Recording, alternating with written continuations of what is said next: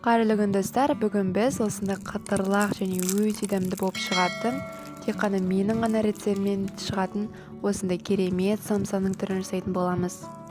Егер сізге осы видео ұнайтын болса, менің каналыма жазылып, лайк басуды ұмытпаңыз, себебі менің каналымда тек тез дайындалатын ғана тағамдардың рецепттері ғана бар.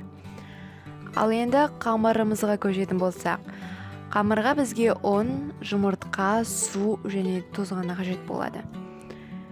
Тұз бен суымызды араластырып, артынша ұн мен жұмыртқамызды бірге араластырып шығамыз.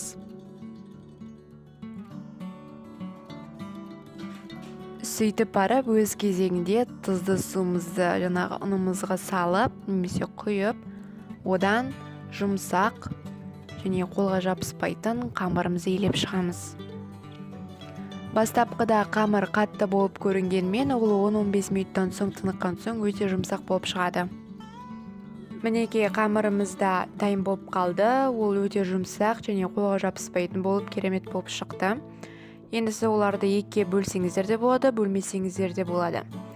Сол жаңағы бөлген бір қамырымызды алып, біреуін салфанға қайттан салып қоямыз, беті қатып қалмас үшін. Ал самсаның салмасына сіздер фарш, кез келген еттің түрін алып, оған пияз немесе аздаған картоп салсаңыздар да болады. Мен осы фаршты мантыға да қосамын және самсаға да қосамын. Екеуінің дәмі өте керемет болып шығады. Енді жаңа осы қамырымызды алып, үстіне ұнымызды себеміз де жұдырықтың көмегімен басып шығамыз. Сонда жаңағы сіздің қамырыңыз сондай әртүрлі фигуралы емес, дөп-дөңгелек болып әдемі болып шығады.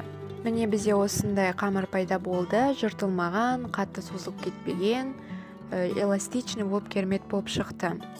Мен бұл қамырды шамамен 4-5 минутта жайып шықтым. Сіздер оны күш салып жайсаңыздар, 2-3 минуттың ішінде жайып болсаңыздар да болады.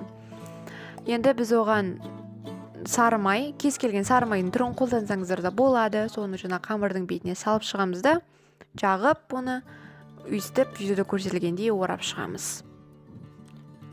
Қамырымызды үйістіп, дөңгелек етіп орап, оны міндетті түрде салафанға салып, морозильникке 10-15 минутқа қойып қоямыз. Қамырды ұзақ ұстауға да болмайды, ол қатты қатып қалғаннан соң оны жаңағы илеуге, оны қайттан жаюға өте қиындық тудырады. Сол себептен 10-15 минуттың өзі жеткілікті болады. Сіз самсаңызды өзіңіздің қалаған формаңызды істесеңіз де болады. Оның формасына дәмі мүлде өзгеріп кетпейді. Сол үшін кез келген формада жасай берсеңіз болады.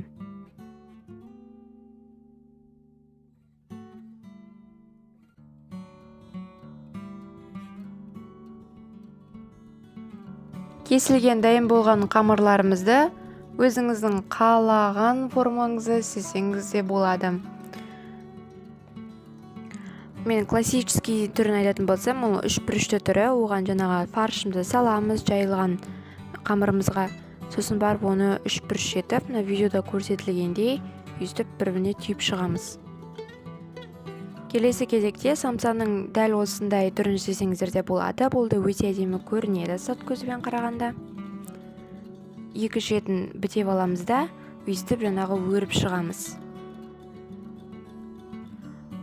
Барлық түйген самсаларымызды противенге салып қоямыз.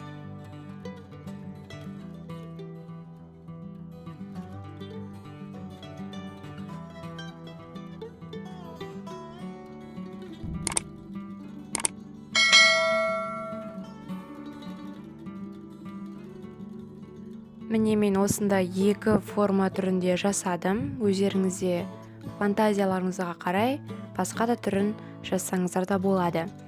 Ендігі кезекте оны жұмыртқаның сарысымен жағып шығамыз, жақсылап тұрып. Артынша күнжіт пен маңымызды бірге салып, үстінен сеуіп шығамыз. Сөйтіп барып самсаларымызды духовкаға 200 немесе 180 градусқа салып, оны 45 минутта пісіріп. Әні міне дегенше самсамызды пісіп қалды. Міне өздеріңіз көріп тұрғандарыңыздай, самса өте дәмді болып және өте керемет болып шыққан, түрінен де көруге болады. Қытырлаған даусынан рахат аласың ғой, аяқтан прям Сол себептен достар, мен сіздерге осы рецептпен самсаны жасап көруге өте қатты кеңесімді беремін.